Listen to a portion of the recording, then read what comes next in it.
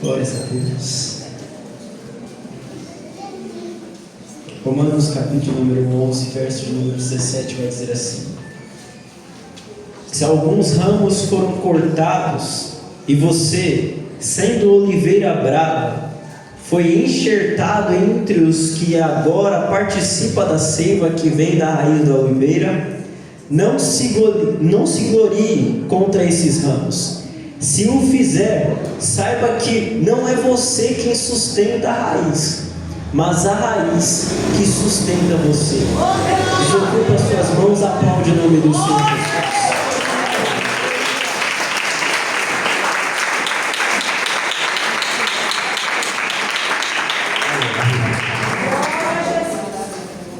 Eu vou ser bem simples naquilo que Deus me deu, então preste atenção. Jesus ele está pregando para uma multidão, e durante essa pregação ele nota-se que o horário vai se estendendo. Os discípulos eles chegam até Jesus e falam: olha, mestre, despeça essa multidão, porque eles têm fome e são muitos para nós alimentarmos. Jesus olha para seus discípulos e fala: vão, alimentem-os. Então eles falam: Senhor, a gente não tem, nem se a gente tivesse dinheiro a gente conseguiria. Jesus olha para a multidão e então acha-se 5 pães, 2 peixes, e ali é uma multiplicação, de modo que foram fartos mais de 5.000 pessoas, e ainda sobrou 12 cestos cheios. Após esse momento marcante, Jesus está com os seus discípulos, e Jesus vira para os seus discípulos e fala: olha, o que ou quem a multidão fala que eu sou? Os discípulos olham e falam: uns dizem que você, Senhor, é Elias, outros que você é um dos profetas. E Jesus ele olha, então Pedro ele toma a partida e fala: Senhor, Tu és o Cristo. Jesus adverte eles dizendo para não dizerem isso a ninguém, porque era importante que o Filho do Homem fosse rejeitado pelos sacerdotes, pelos mestres da lei, e padecesse. Só que Jesus ele está naquele momento com os discípulos. Quando ele ouve que Pedro reconhece que Deus ele revela para Pedro, a Bíblia então vai nos orientar que Jesus ele faz uma promessa diante de Pedro e fala: olha, sobre ti edificarei a minha igreja, de modo que pelejarão contra ela, mas não vão prevalecer. E então, dito isso, ele olha para a multidão e fala: aquele que quer vir após mim, pegue a sua cruz, carregue-a diariamente e siga-me. Mas eu quero que você entenda o peso que a cruz traz, porque a cruz ela faz a gente viver de um modo dependente de Deus. Não é mais nas nossas forças, não é mais no nosso entendimento, não é mais nos nossos recursos. A cruz faz a gente viver na dependência de Deus. Então, se a gente vive a dependência de Deus, é na força dele, é no recurso dele, é naquilo que ele preparou para você viver. Então deixa eu liberar essa palavra aqui nessa noite. Já que você decidiu carregar a cruz, é o próprio Deus que rege a sua história. Aleluia, Espírito Santo. Eu sinto a graça de Deus neste ambiente.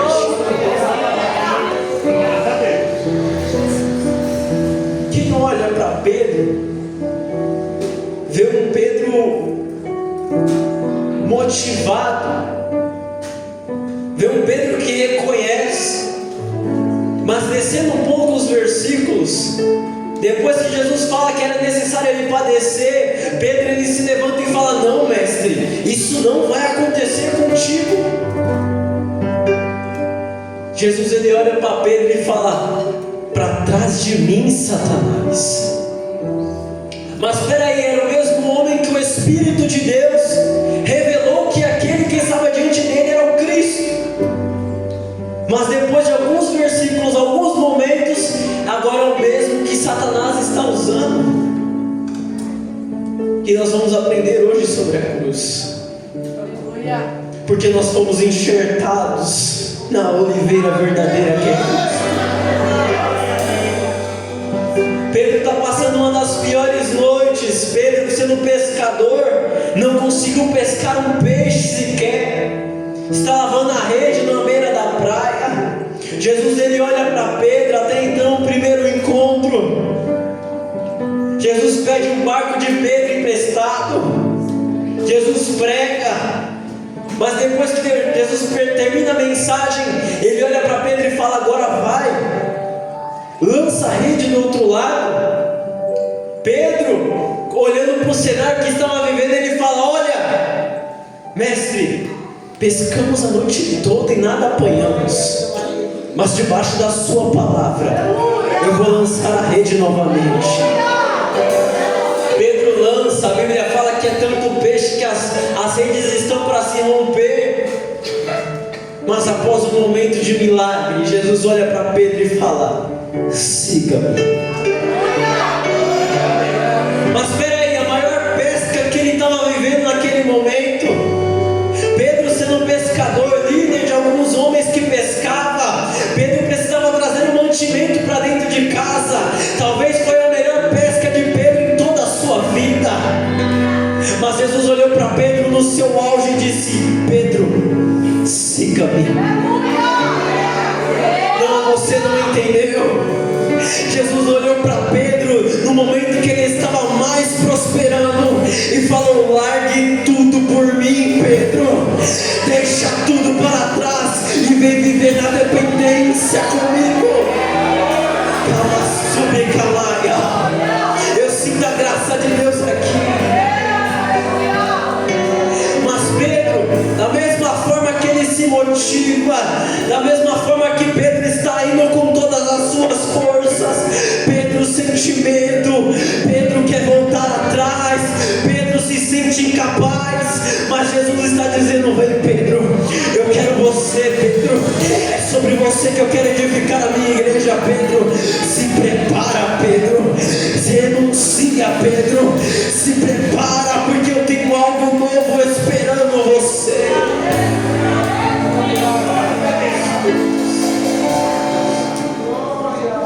Aplicando algo nisso, Jesus, ele é interrogado, ou melhor, ele recebe uma pergunta de alguns discípulos de João, dizendo: mestre, por que nós jejuamos? Por que nós insistimos em jejuar? E os seus discípulos, eles não jejuam. Jesus olha para eles e fala: por que os convidados do noivo, estando na festa com ele, precisariam se entristecer? Mas eu te digo algo, que o noivo será tirado, e então eles vão ter que jejuar. Jesus, ele tinha um propósito. Esse propósito teve início desde antes da fundação do mundo. Mas quem andava com Jesus não queria aceitar isso. Jesus, ele se entrega, ele é crucificado, ele passa o período de 3 dias, ele ressuscita. Mas ao invés de encontrar o mesmo Pedro que ele deixou no monte, ele encontra o mesmo Pedro que ele encontrou na praia. Pedro estava com medo, Pedro estava envergonhado, negou 3 vezes, aquilo foi o basta para ele. Pedro volta a pescar. Mas deixa eu aplicar uma coisa: já que somos enxertados na oliveira que é Cristo, a oliveira teve que ser moída por nossas transgressões, a oliveira teve que passar pelo moinho do nosso pecado. E a oliveira, ela produziu algo. É necessário que uma oliveira, para ser moída, ser extraída dela o seu óleo, ela é moída 4 vezes. Na primeira vez que ela é moída, se extrai o óleo que é usado para alimentação. Na segunda vez que ela é moída, é usado o óleo que é usado para limpeza. Na terceira vez que ela é moída, é usado o óleo que a gente usa para adoração. Na quarta vez que ela é moída, a oliveira ela produz o óleo que é usado para iluminação. Na cruz foi produzido 4 tipos de óleo. Porque da mesma forma que o sangue de Jesus escorria pela cruz e batia na terra, uma nova aliança era escrita, e essa nova aliança purificou. Aleluia. O véu do templo ele se rasga. Agora nós temos a liberdade de adorar. A cruz ela produziu adoração. Espírito Santo de Deus, eu sinto a graça aqui. Na terceira vez que foi moído, produziu um alimento. E qual é esse alimento? É a palavra do Senhor. Na quarta vez produziu iluminação. Que é isso? A partir de hoje vocês são sal da terra, e através de mim luz do mundo. É Deus dizendo nessa noite: a minha cruz produziu, a minha cruz trouxe adoração, a minha cruz trouxe alimento, a minha cruz produziu iluminação, a minha cruz produziu purificação.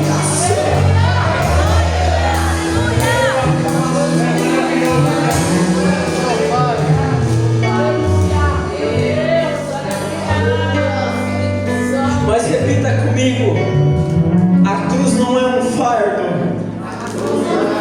Muita gente, pouco barulho. A cruz não é um fardo. Então por que você quer desistir de carregá-la? Espírito Santo. Espírito Santo. No processo da oliveira é produzido os 4 óleos. Jesus padeceu por mim e por você, mas Ele está ensinando os seus discípulos antes que isso acontecesse.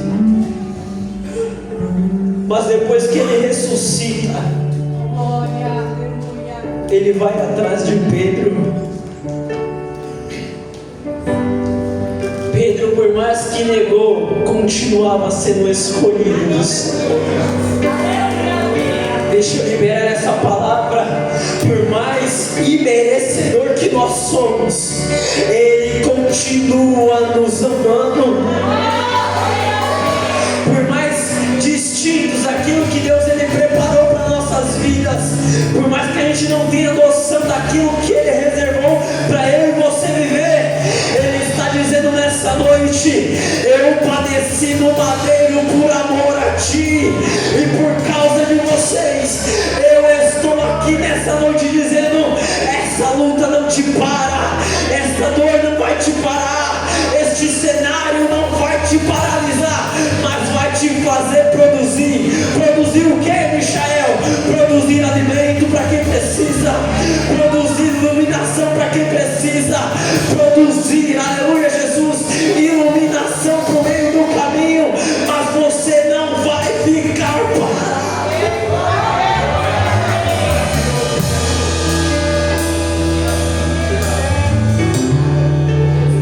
Aquele que quer vir após mim,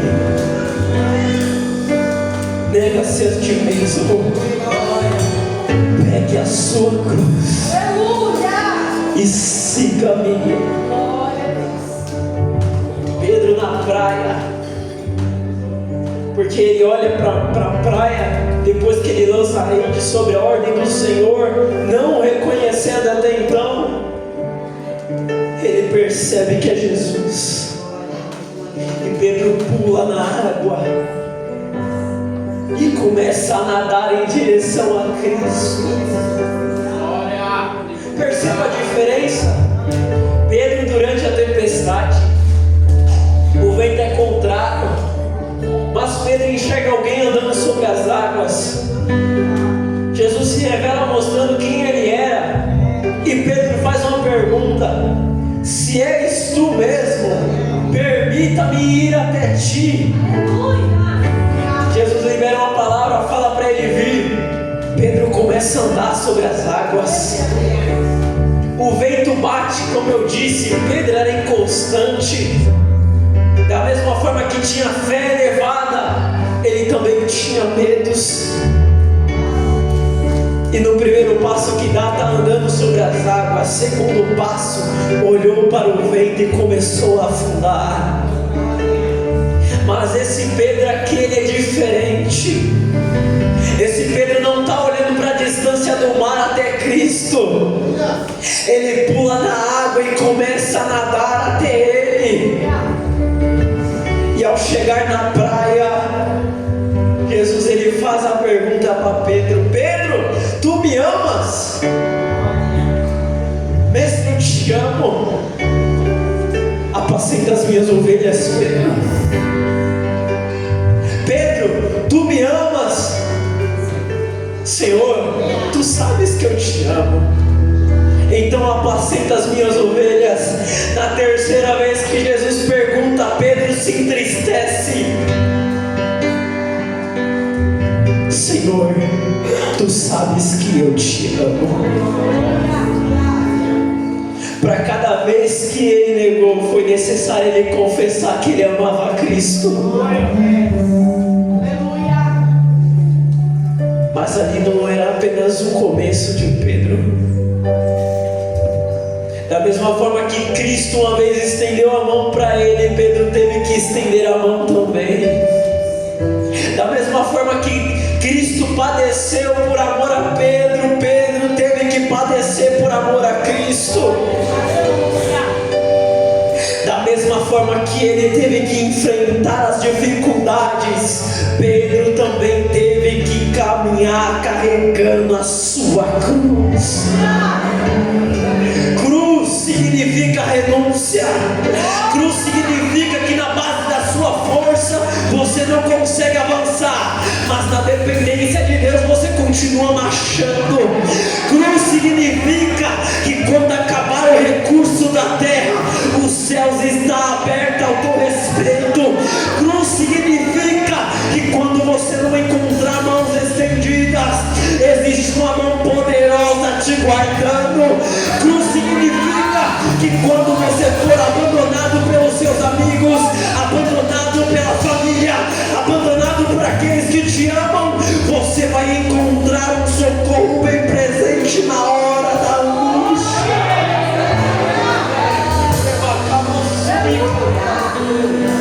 Espírito Santo de Deus, é noite de renunciar aqui. É noite de começar a carregar a cruz. Cadê aqueles que vieram aqui dispostos a padecer pelo nome de Cristo? Cadê aqueles que vieram dispostos a vivenciar a dependência do Senhor? Deus está fazendo uma pergunta para o santuário nessa noite. Está preparado para viver na minha dependência? Está preparado para viver o meu algo novo? Está preparado para viver aquilo que eu preparei para você?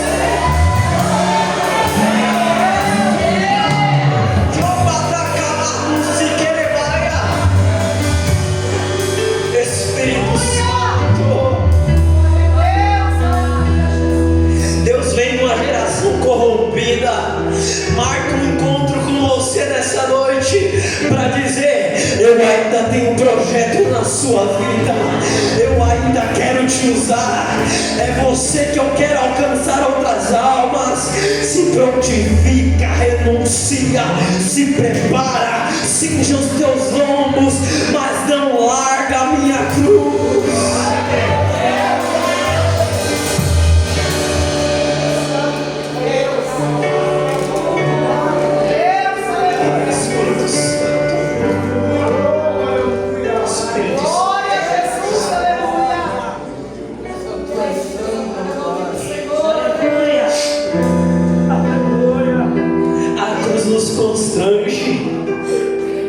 A cruz nos confronta. Sabe por quê? É no momento que você está propício para pecar, é no momento que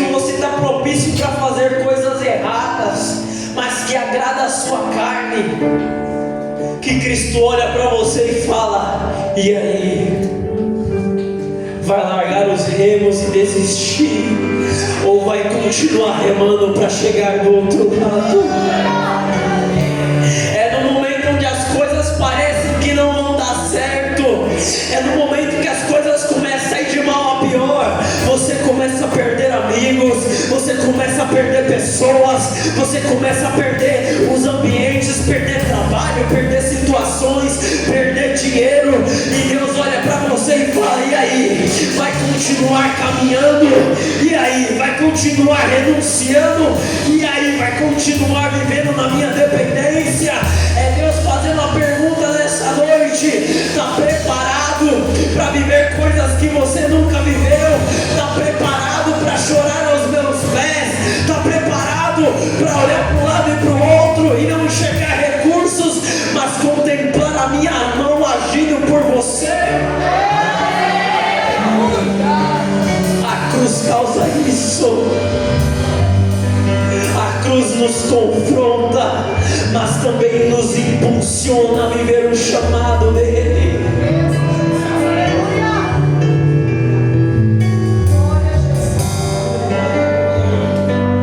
Mas eu vou falar algo aqui. Diferente da cruz que Deus nos entrega e Cristo nos entrega, Satanás ele vem com algo chamado fardo, e ele coloca de um lado. O ser humano ele tem o costume de ir por aquilo que é mais fácil para ele. Se alguém chegar para alguém que está morrendo de sede no meio do deserto e oferecer-lhe um copo d'água, ou dizer daqui mil metros, 1 quilômetro, tem uma fonte de água, você escolhe se você quer ir até essa fonte ou você quer um copo de água. O ser humano vai pelo mais fácil. Eu tenho que andar mais 1000 metros nesse deserto, eu prefiro um copo de água. O copo de água acaba, a sede volta e aquele morre de sede. E Satanás não vai vir com algo que vai te confrontar, mas algo que vai te deixar confortável. Satanás não vai vir com algo que vai te doer, mas ele vai vir com algo que você vai olhar e vai dizer: meu Deus. Se engana quem pensa que Satanás vem de chifrinho, com um tridentezinho para espetar o povo. Satanás vem com boa aparência, cabelos longos, cacheado não importa, cheirosa, varão alto, fortinho.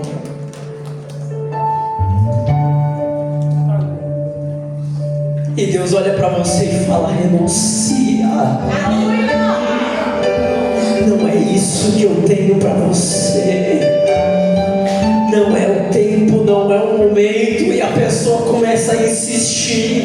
Depois que ela paga o preço, depois que ela sofre, depois que ele sofre, vai olhar para o céu e falar: Deus, por que, Senhor?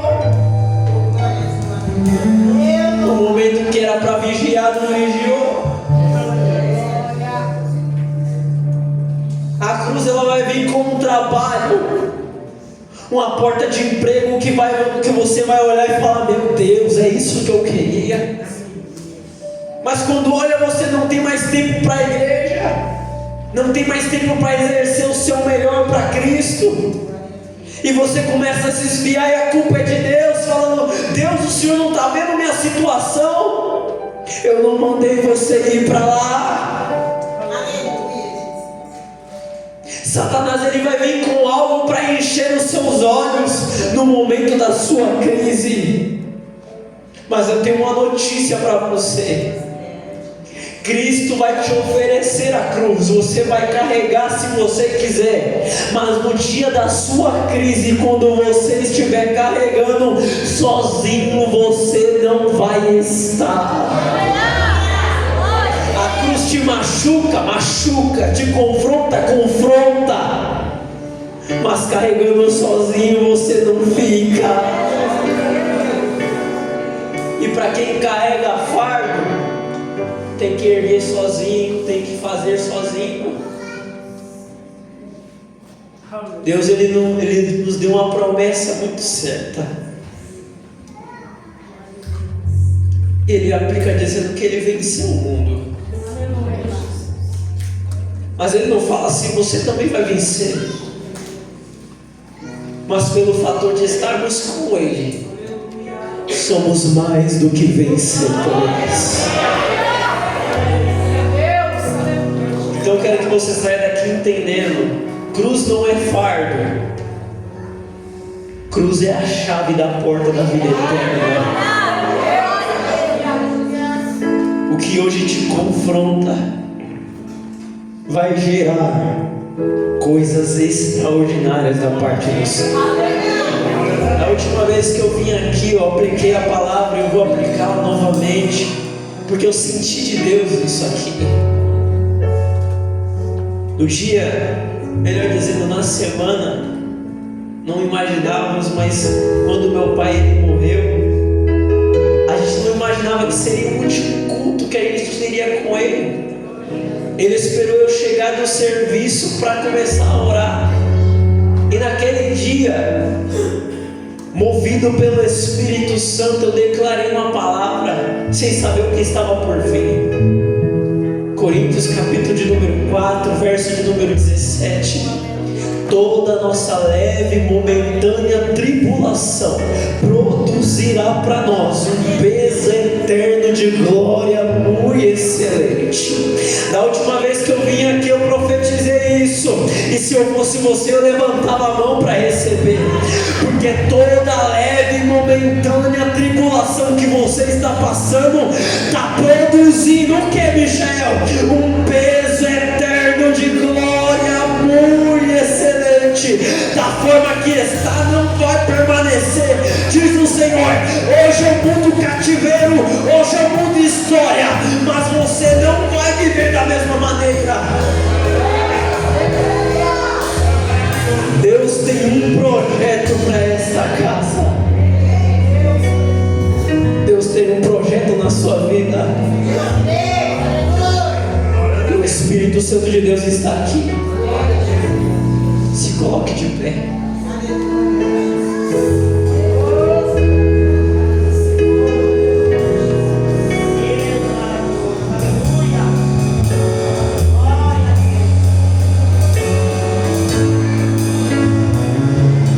A mensagem é única. Mas depois de uma pregação, depois de uma palavra, de um culto abençoado como esse, eu não posso sair daqui sem fazer essa pergunta. Se existe aqui nessa noite em nosso meio alguém que queira se reconciliar com Cristo, da mesma forma que Pedro resolveu voltar às redes, Deus te chama nessa noite. Pedro, ele era pescador, ele tinha o costume de pegar aquilo que tinha vida para tirar a vida disso. Quando Cristo chamou a Pedro, agora ele vai pegar aquilo que não tem vida para trazer a vida. E Deus te chama nessa noite. Você que quer aceitar a Jesus, que talvez não conheça essa aliança com Ele, mas queira conhecer, deixa eu te apresentar. Sou um jovem que durante o período de parto de sua mãe, o médico olhou e falou: ou morre a criança ou morre a mãe. E a mãe é viva para a honra e glória do nome do Senhor, e eu estou pregando neste altar. Eu sou prova viva da provisão de Deus. Quando meu pai estava internado, quando não tinha ninguém em casa que arrumou um serviço, sem recursos, sem dinheiro, a gente recebeu em um dia 8 cestas básicas. Sou a prova viva de que quando Deus ele faz uma promessa, Ele cumpre.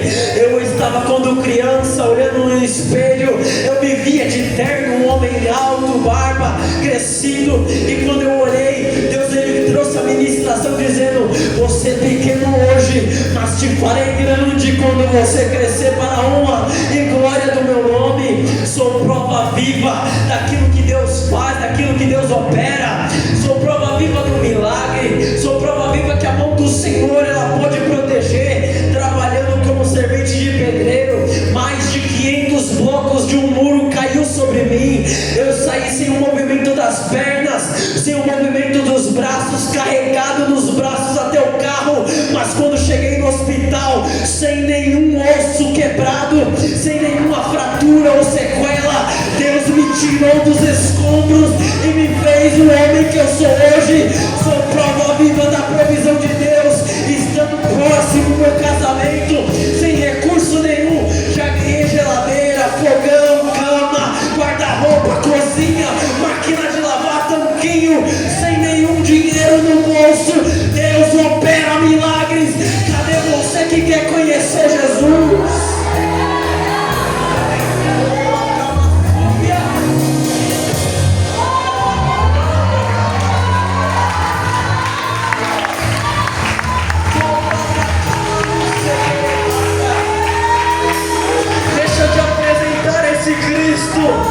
Esse mesmo Cristo olhou para você e para mim e disse: vai ter projeto nessa vida. É esse que eu quero usar, é essa que eu quero usar. Cadê você?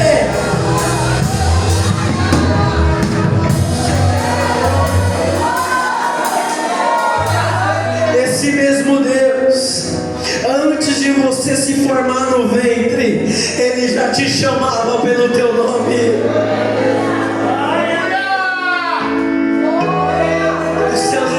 Festa nessa noite.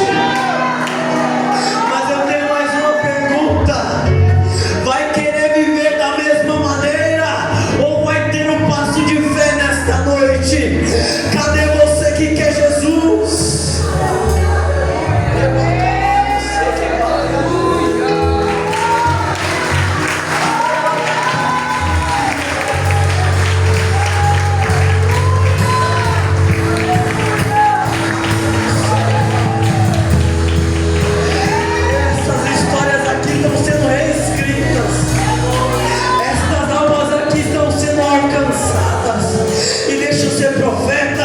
Vou ter que ver Deus na vida de cada um destes.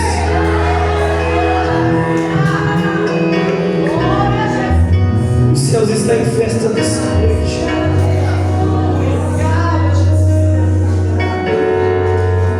Os céus estão em festa.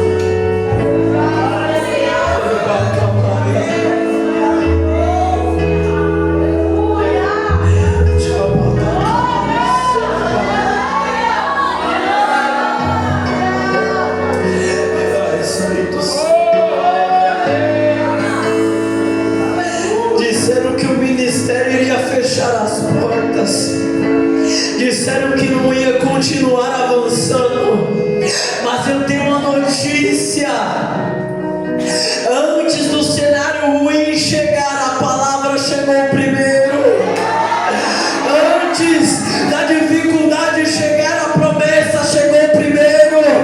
Deus manda dizer para Santuário: eu tenho um novo tempo preparado para esta casa.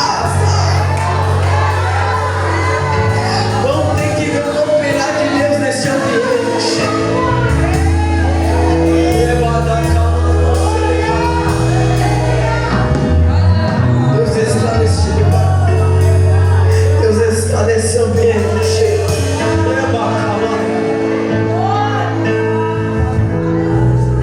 Espírito Santo, ao corpo de obreiros dessa casa, Deus manda dizer: jejum e oração, se prontifiquem, porque existem lares que eu vou enviar vocês. Ambientes aonde, se vocês não forem passar estando preparados, vocês vão padecer. Mas enquanto vocês estiverem na minha brecha, renunciando, se entregando, eu vou curar através de vocês.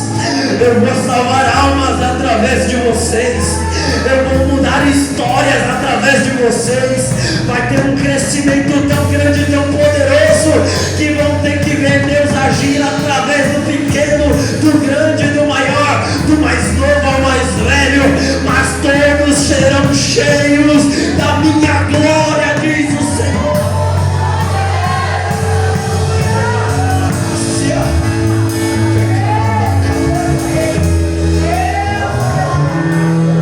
Espírito Santo,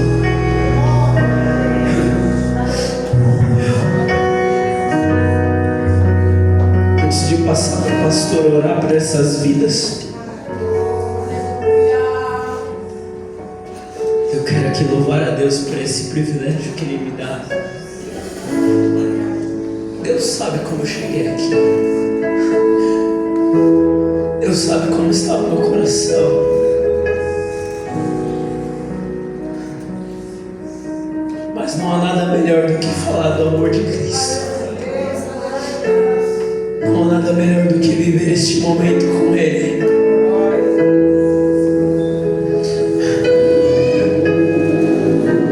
Então eu tenho pedido para a igreja, como de outras vezes que eu pedi também, orem pela minha vida. Aproveitem o seja. Orem também pelo meu noivado. Está chegando, irmãos. Tenho certeza que Deus vai fazer muito mais do que aquilo que eu tenho antecipado em meus pensamentos. Enquanto você ora por mim, eu tenho a certeza e a firme convicção do que eu vou dizer. Deus vai fazer mais pela sua vida. Não é porque sou eu, mas porque se dispôs a orar por aqueles que estão na linha de frente do campo de batalha.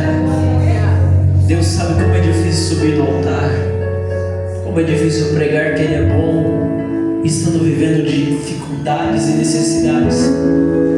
Mas a melhor coisa é carregar